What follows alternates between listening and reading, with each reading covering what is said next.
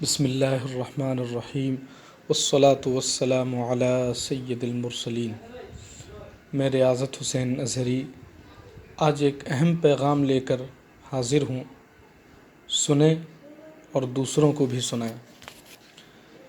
مسلمانان عالم کی حالت زار اور امت کی نشأت ثانیہ کے لیے راہ دکھاتی حضور تاج الشریعہ وارث علوم اعلیٰ حضرت جانشین مفتی اعظم ہند مفتی محمد اختر رضا قادری اظہری علیہ الرحمۃ والرضوان کی 58 سال قبل لکھی گئی ایک تحریر، جس کی اہمیت موجودہ دور میں مزید بڑھ گئی ہے۔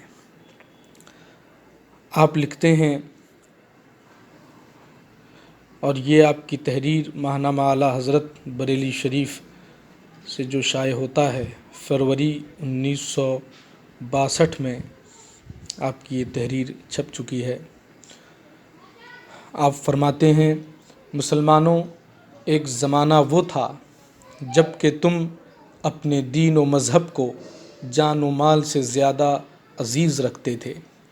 محمد مصطفیٰ صلی اللہ تعالی علیہ وسلم کے شیدائی تھے، ان پہ اپنی جانیں فدا کرتے اور ان کے دشمنوں سے صبح و شام مصروف پیکار رہتے تھے۔ جب خدا تم سے راضی تھا، بجز خدا اور رسول کے تمہیں دنیا کی کسی بڑی سے بڑی طاقت کا ڈر نہ تھا۔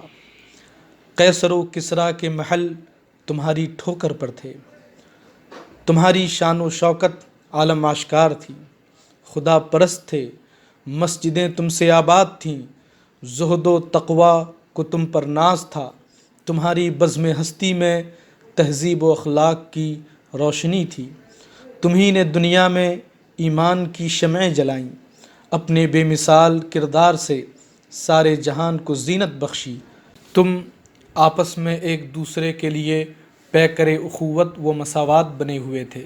یہی نہیں، تمہارا میل جول اب بھی لیلا مجنوں کی یاد تازہ کر دیتا ہے کہ اگر کوئی بھائی تم سے ایک لمحہ کے لیے جدا ہو جاتا تو تم بیزار ہو جاتے، اپنے بھائی کی پریشانی سے پریشان ہوتے اور اس کو خوش دیکھ کر باغ باغ ہو جاتے، مگر کسے خبر تھی کہ آج تمہاری دنیا میں اتنا بڑا انقلاب بھی آئے گا، اگلی شان و شوکت اور جاہ و حشمت ایک حسین خواب ہو کر رہ جائے گی۔ کون جانتا تھا کہ تم اس قدر ذلیل و رسوا ہو جاؤ گے؟ کل غیروں کی مدد کرتے تھے، آج خود ہی مدد کو ترسو گے اور کوئی پرسان حال نہ ہوگا۔ اے غمزدو، یہ بھی معلوم ہے کہ یہ تباہی و بربادی کیوں کرائی؟ تمہیں غربت و افلاس نے کس لیے آ گھیرا؟ اس کی بھی ایک وجہ ہے کہ طریق مصطفیٰ کا چھوڑنا ہے وجہ بربادی، طریق مصطفیٰ کا چھوڑنا ہے وجہ بربادی، اسی سے قوم دنیا میں ہوئی بے اقتدار اپنی۔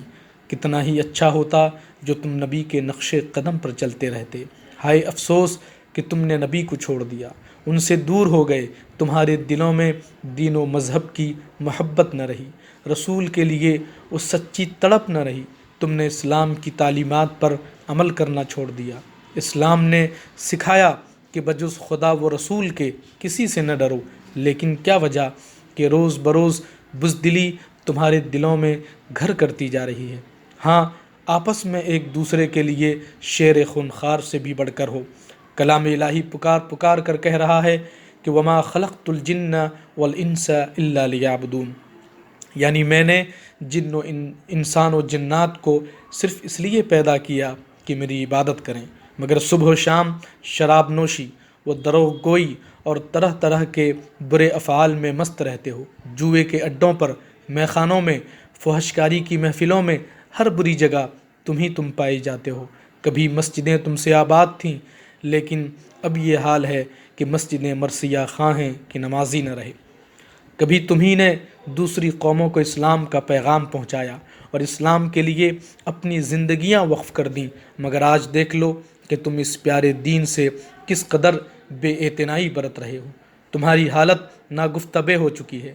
آج وہ قومیں جنہیں تہذیب و تمدن کی دولت تمہیں سے ملی تھی، تم پر مضحکہ اڑا رہی ہیں۔